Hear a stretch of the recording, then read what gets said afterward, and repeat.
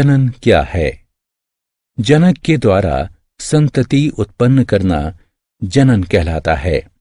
प्रायः सभी पादपों में जड़, तना और पत्तियां होती हैं। ये पौधे के कायिक भाग कहलाते हैं। पुष्प पादप के जनन अंग कहलाते हैं। लेकिन पादप में जनन का अध्ययन करने से पहले हम एक पुष्प के विभिन्न भागों को दोहराएंगे। पुष्प के विभिन्न भाग। पुष्प पौधे का खूबसूरत हिस्सा होता है। ये बीज के निर्माण के लिए महत्वपूर्ण हैं। अतः ये पादप के जनन अंग होते हैं। चलो उनके विभिन्न भागों के बारे में जानते हैं। पुंकेसर पौधे का नर जनन अंग होता है और स्त्री केसर पौधे का मादा जनन अंग होता है। पुंकेसर के दो भाग होते हैं, परागकोश और तंतु। परागकोश सामान्यतः पीले रंग के होते हैं और पराग धारण करते हैं। एक धागे नुमा संरचना, जिसे तंतु कहते हैं, इसे अपने ऊपर धारण करती है।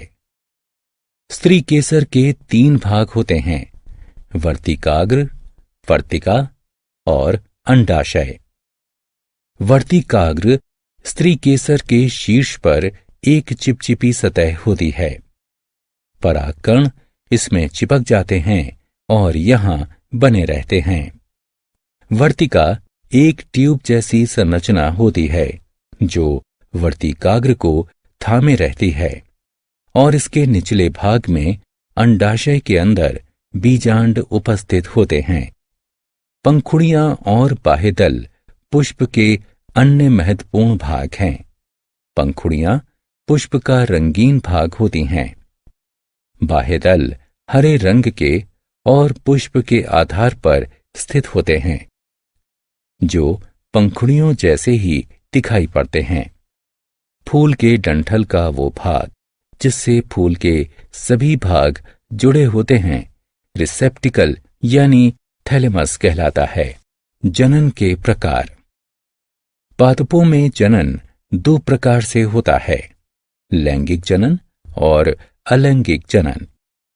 अलैंगिक जनन में केवल एक ही जनक शामिल होता है, जबकि लैंगिक जनन में दोनों जनक शामिल होते हैं। आइए इसका विस्तार से अध्ययन करें। कायिक प्रवर्धन। अलैंगिक जनन के विभिन्न प्रकारों में कायिक प्रवर्धन, मुकुलन, खंडन और बीजाणु निर्माण शामिल है। अब हम एक एक करके विस्तार से इनकी चर्चा करेंगे। जब किसी पादप के कायिक अंगों से नए पादपों का निर्माण होता है तो यह प्रक्रिया कायिक प्रवर्धन कहलाती है। इसमें बीजों का निर्माण नहीं होता। हम देखेंगे कि कायिक प्रवर्धन किस तरह काम करता है। तना पादप के कायिक भाग के रूप में। आपने कभी तने की पर्व संधि पर लगी हुई कलिकाओं को देखा है? इन कलिकाओं को कक्षीय कलिकाएं कहते हैं। ये कलिकाएं पुष्प निर्मित नहीं करती, बल्कि नई शाखा को जन्म देती हैं। गुलाब जैसे कुछ पादपों में तने का एक छोटा हिस्सा, जिसमें पर्व संधि उपस्थित होती है, काटा जाता है। इस काटे हुए हिस्से को कलम कहते हैं। इन कलमों को रूप दिया जाए और प्रतिदिन पानी दिया जाए तो गुलाब का एक नया पौधा उत्पन्न हो जाता है। इसी तरह गन्ने की कलम भी गन्ने के कायिक प्रवर्धन के लिए उपयोग में लाई जाती है। क्या आप जानते हैं कि आलू पादप का तना है जिसे खाया जाता है? इस पर छोटे क्षत चिन्ह होते हैं जिन्हें आंख कहते हैं। ये उसकी कक्षीय कलिकाएं हैं। खेती करने पर आलू में उपस्थित प्रत्येक आंख एक नए पौधे को जन्म देती है, जिसमें ऊपर तना और नीचे जड़ होती है। पत्ती पादप के कायिक भाग के रूप में पत्थर चट्टा ब्रायोफिल्म जैसे पादपों में पत्ती वो कायिक संरचना होती है जो कायिक प्रवर्धन में मदद करती है। पत्ती के किनारों पर बहुत सी छोटी छोटी कलिकाएं पनपती हैं जो अनुकूल परिस्थितियों में नए पौधों को जन्म देती हैं। मुकुलन। हमारा अगला प्रसंग मुकुलन है। बच्चों, क्या आपने खमीर के बारे में सुना है? ये एक कोशिकीय जीव होता है जिसे केवल सूक्ष्मदर्शी के माध्यम से ही देखा जा सकता है। अब हम देखेंगे कि ये विकास और गुणन कैसे करते हैं। एक चुटकी ईस्ट पाउडर को थोड़े पानी के साथ एक बीकर में लेते हैं, थोड़ी चीनी मिलाकर घोल लेते हैं। अब इसे कमरे में किसी गर्म जगह पर रख देते हैं।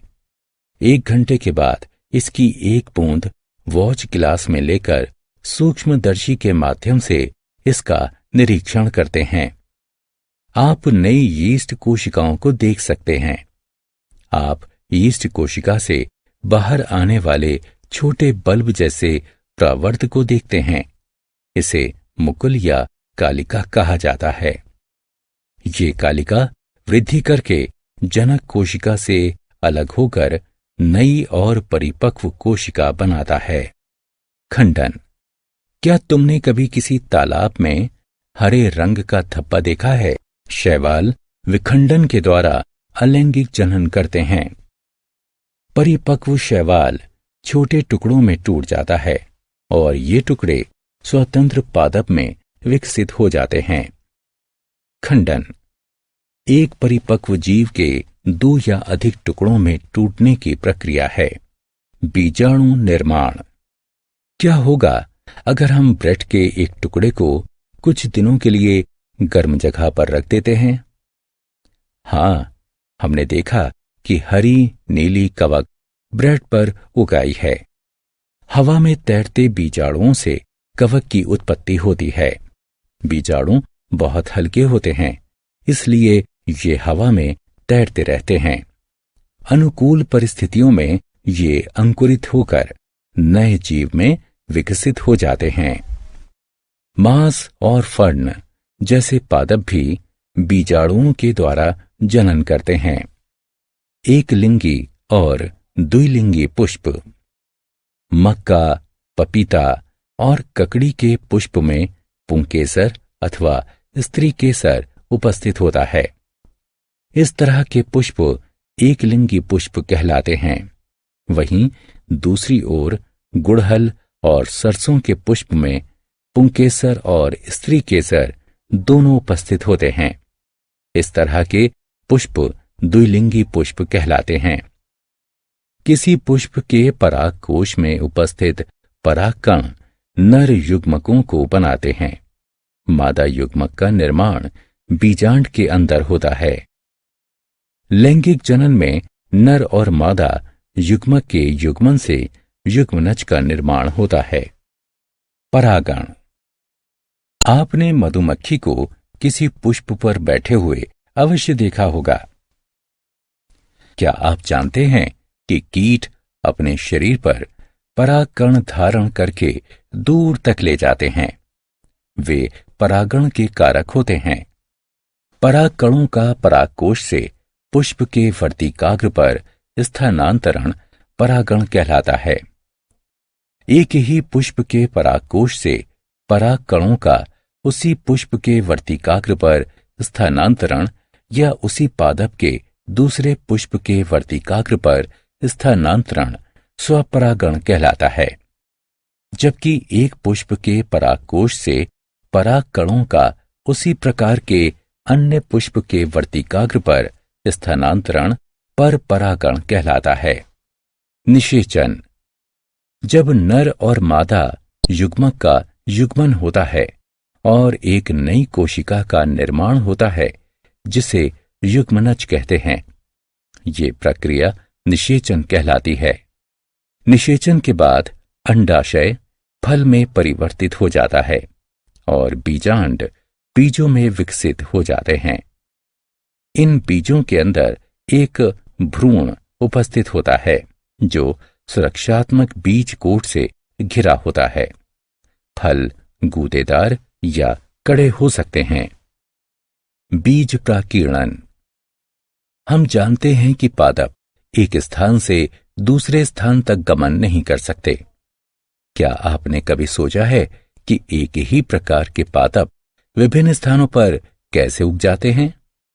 ऐसा बीजों के विभिन्न स्थानों पर प्राकीर्णन के कारण होता है। कुछ तो हवा के साथ दूर तक उड़कर चले जाते हैं, कुछ बीज पानी के द्वारा बहाकर ले जाए जाते हैं, जबकि कुछ कीटों और जंतुओं के द्वारा प्राकीर्णित होते हैं। जब ये बीज मिट्टी में पहुंचते हैं, तब ये अंकुरित होकर नए पादप का निर्माण करते हैं।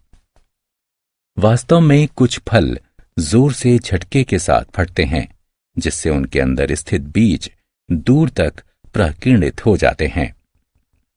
बीजों का प्राकीर्णन बहुत महत्वपूर्ण है, क्योंकि ये जनक पादप और उसकी संततियों के बीच जल, खनिज, वायु और प्रकाश के लिए प्रतिद्वंदिता को रोकता है। ये अपने नए निवास का पता लगाने के लिए पौधों को सक्षम भी बनाता है।